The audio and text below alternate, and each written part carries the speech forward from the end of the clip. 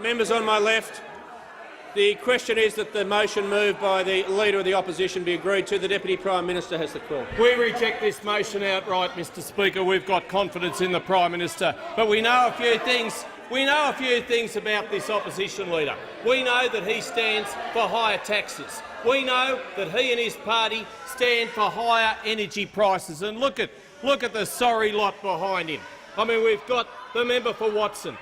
Let's not forget, people haven't got that short a memory to recall what Labor stood for when it was in power. And the member for Watson, he wanted to take the water rights, the irrigation rights away from my farmers, away from farmers right throughout river communities in Australia. That's what he stood for. And then we had the member for McMahon. Remember all of those boats? Well, look at the member for McMahon's face. His was the face that launched hundreds of ships. That's right, hundreds of ships. They came, there were 55,000 people who arrived unauthorised, and he was responsible for a lot of those. There were 1,200 deaths at sea, and that was tragic. There were 800 boats. Labor put more beds in detention centres than they ever did in hospitals. And then we move along. We move along to the member for Port Adelaide.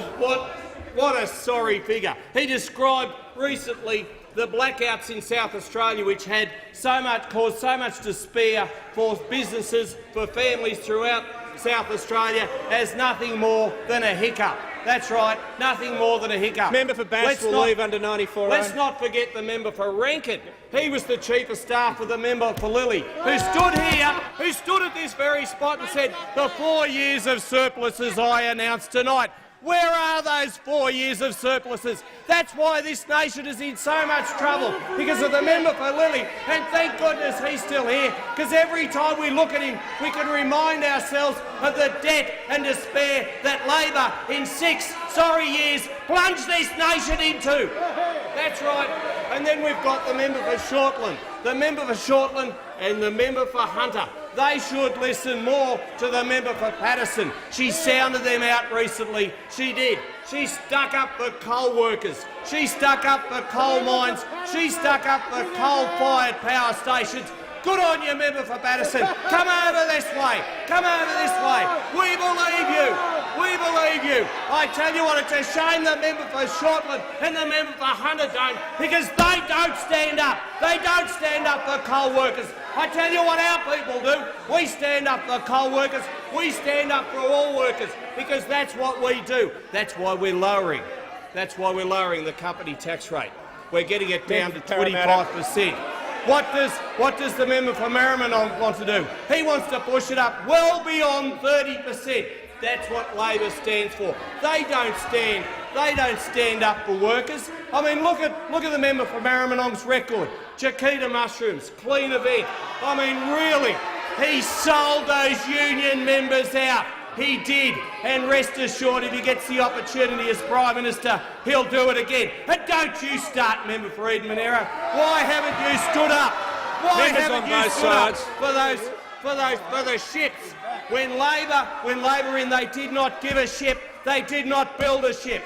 Not one ship did Labor build in 6 years, and we're getting on with the job. We're spending billions on our defence program to make sure that our national security is what it ought to be. But what did Labor do? What did the Labor member do? for Eden-Monaro has warned. They lowered the amount of spending on defence to its lowest level since, as a ratio to GDP, since 1938. And we all know what happened in 1939. But what else did Labor do? What else did Labor do? I tell you what they did. They shut down the live cattle trade to Indonesia. But did they tell Indonesia, one of our great trading partners? No, they didn't. They had to read it in the media.